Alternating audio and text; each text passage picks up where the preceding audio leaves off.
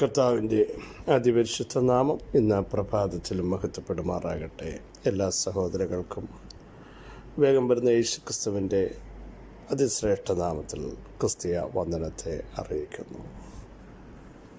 ജനമേ, എല്ലാ കാലത്തും യഹോവയിൽ ആശ്രയിപ്പേൻ, നിങ്ങളുടെ ഹൃദയം അവിടുത്തെ മുൻപാകെ പകരുവേൻ. എല്ലാ കാലത്തും ആശ്രയിക്കാൻ കൊള്ളാവുന്ന ഒരുവൻ മാത്രമേ ഉള്ളൂ, നമ്മുടെ കർത്താവാണ്. ഇരുട്ട് വരുമ്പോഴും വെളിച്ചം വരുമ്പോഴും സന്തോഷത്തിലും സന്താപത്തിലും ഒക്കെ ആശ്രയിക്കാൻ നമ്മുടെ കർത്താവ് ഇന്നും നമ്മുടെ കൂടെയുണ്ട്. ആശ്രയിക്കാൻ കൊള്ളാവും. അതുകൊണ്ടാണ് യഹോവയിൽ ആശ്രയിക്കുകയും യഹോവ തന്നെ ആശ്രയമായിരിക്കുകയും ചെയ്യുന്ന മനുഷ്യൻ ഭാഗ്യവാനാണ്.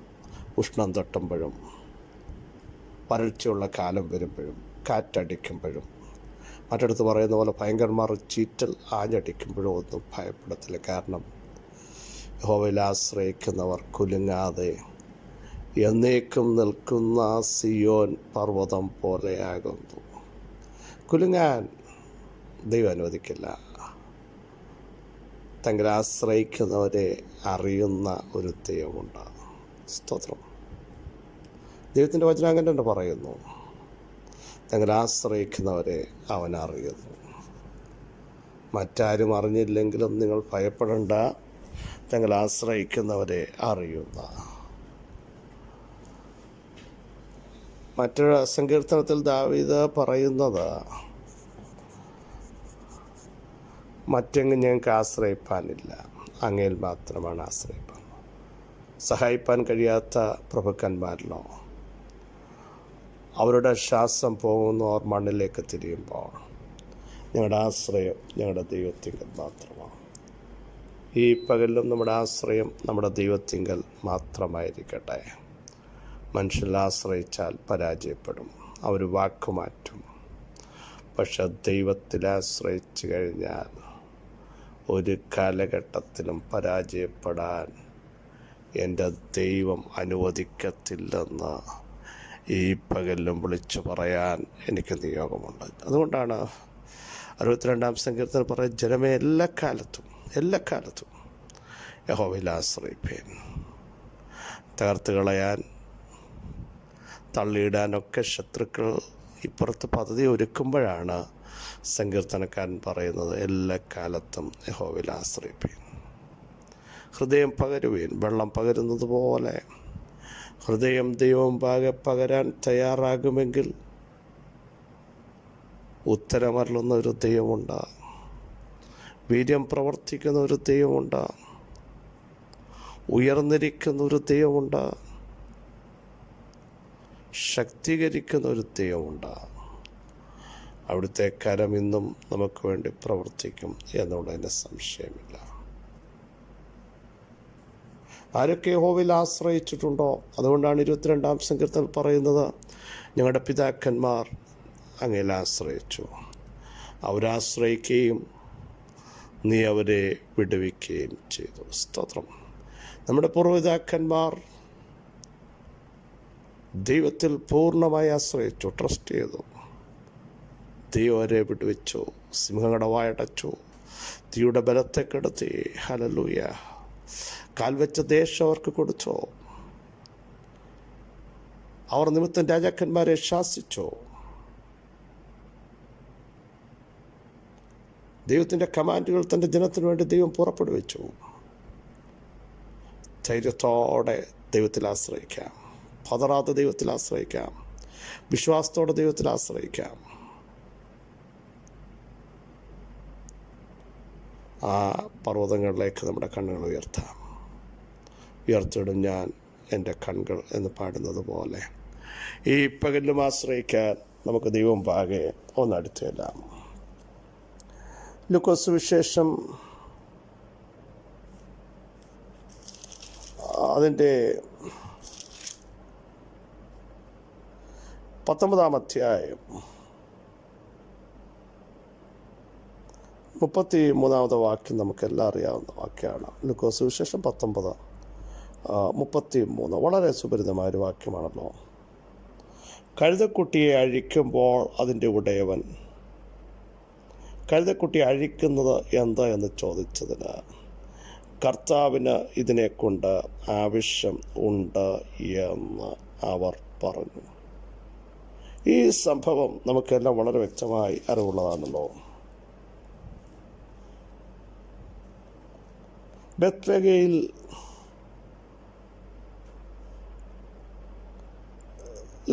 യേശു 2 ശിഷ്യന്മാരെ അയക്കുകയാണ്. എന്നിട്ട് പറയുകയാണ്, നിങ്ങൾക്കെതിരെയുള്ള ഗ്രാമത്തിലേക്ക് ചെല്ലണം.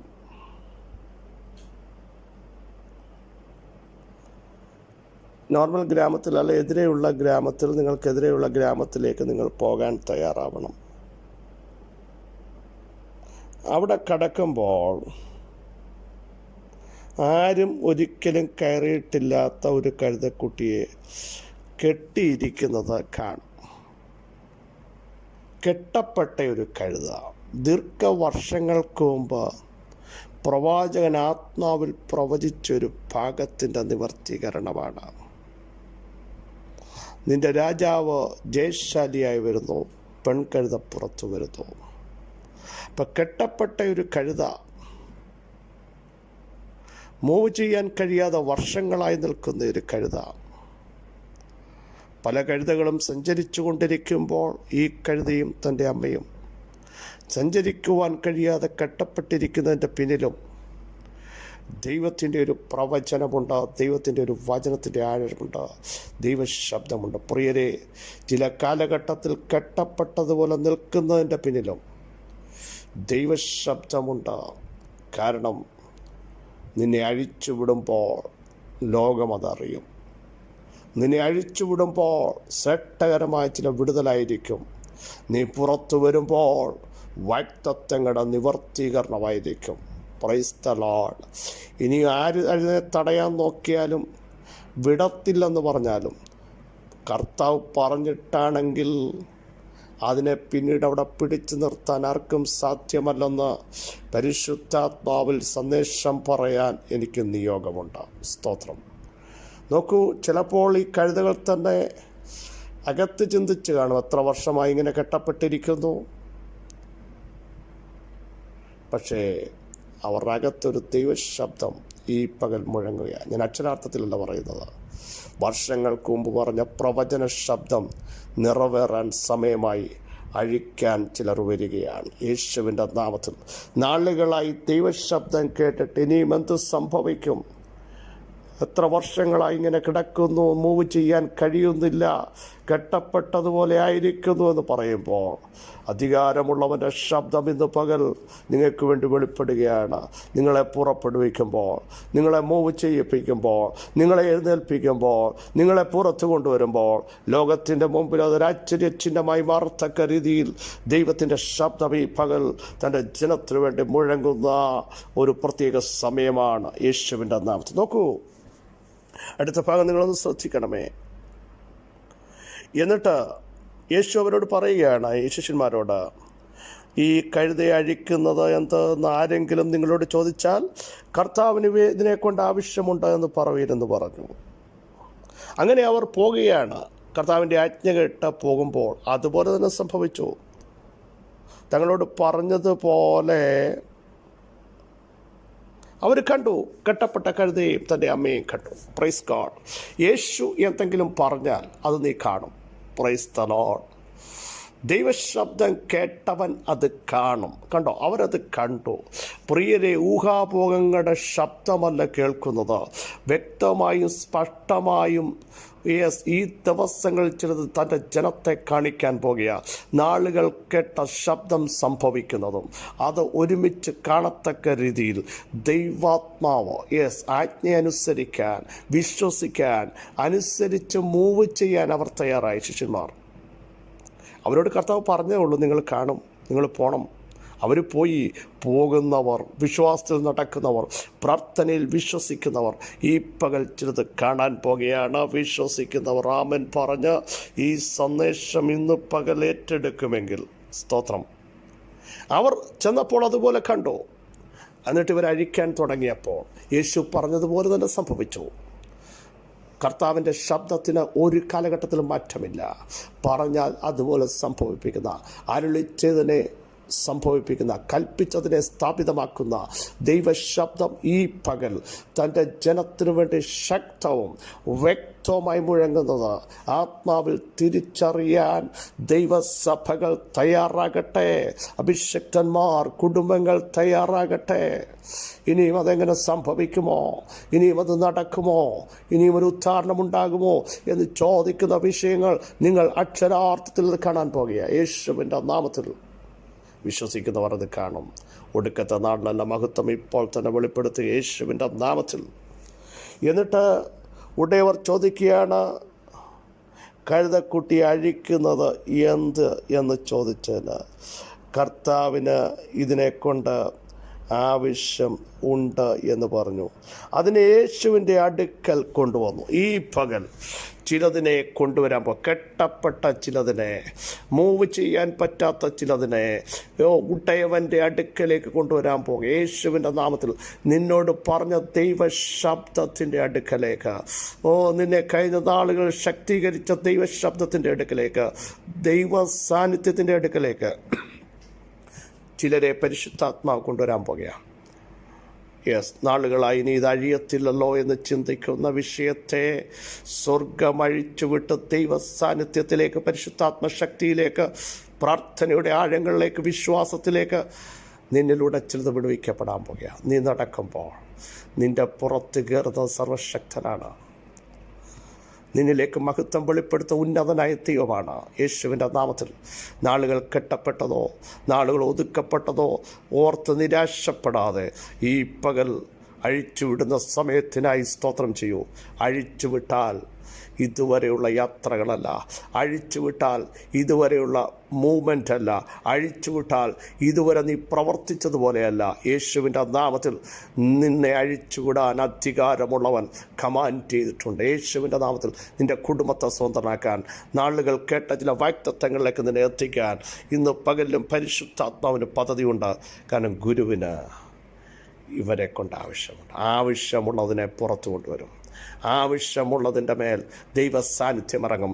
ആവശ്യമുള്ളവൻ്റെ മേൽ ദൈവശക്തി ഇറങ്ങും. ആവശ്യമുള്ളവനെ പരിശുദ്ധാത്മാവ് ശക്തീകരിക്കും.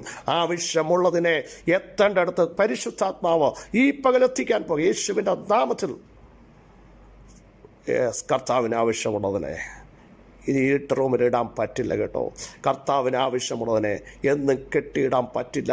കർത്താവിന് ആവശ്യമുള്ളതിനെ സമയമാകുമ്പോൾ ചലിപ്പിക്കുന്ന ദൈവം ഇന്ന് പകൽ നിങ്ങൾക്ക് വേണ്ടി എഴുന്നേറ്റ് വരും. യേശുവിൻ്റെ നാമത്തിൽ ബലമേറ്റെടുക്കട്ടെ, ശക്തി ഏറ്റെടുക്കട്ടെ. പരിശുദ്ധ ദൈവമേ, സ്വർഗീയ പിതാവേ, ഞങ്ങളെ കേൾപ്പിച്ച ശ്രേഷ്ഠ ആലോചനയ്ക്കായി സ്തോത്രം. നാളുകൾ കെട്ടപ്പെട്ടതിനെ ഗുരുവിന് ആവശ്യമുണ്ട്. നാളുകൾ ഒതുക്കപ്പെട്ടവനെ പുറത്തു കൊണ്ടുവന്ന് കർത്താവിൻ്റെ ശബ്ദം കേൾപ്പിക്കുന്ന പ്രത്യേക നിമിഷമാക്കിയിരിക്കാൻ സ്തോത്രം. ഇന്ന് പകൽ അങ്ങയുടെ സാന്നിധ്യത്തിനായി സ്തോത്രം, അങ്ങയുടെ സമീപത്തിനായി സ്തോത്രം, അങ്ങയുടെ ശക്തിക്കായി സ്തോത്രം, അങ്ങയുടെ ബലത്തിനായി സ്തോത്രം. ഈ കൃപയിൽ ഞങ്ങളെ മറയ്ക്കും, വൻ കാര്യങ്ങൾ അങ്ങ് ചെയ്യും. യേശുവിൻ നാമത്തിൽ തന്നെ ആമേൻ, ആമേൻ. ക്രിസ്തുവിൽ വാത്സല്യ സഹോദരങ്ങളെ, ഗുരുവിന് ആവശ്യമുള്ളതിനെ അഴിച്ചുവിടാൻ കൽപ്പന പുറപ്പെട്ടു. വിശ്വസിക്കുക. അഴിച്ചുവിട്ടാൽ ലോകത്തിൻ്റെ മുമ്പിൽ നീ ഒരു ചർച്ചയായി മാറും. ലോകത്തിൻ്റെ മുമ്പിൽ നീ ഒരു അതിശയമായി മാറും. കഴിഞ്ഞ നാൾ നിന്നെ ചോദ്യം ചെയ്ത മുമ്പാകെ നീ അഭിമാനത്തോടെ നടക്കാൻ പരിശുദ്ധാത്മാവിടെയാക്കും. ഈ വചനങ്ങളെ കർത്താവ് സഹായിക്കട്ടെ. ക്രിസ്തുവിൽ നിങ്ങളുടെ സഹോദരൻ പസ്പിച്ചു.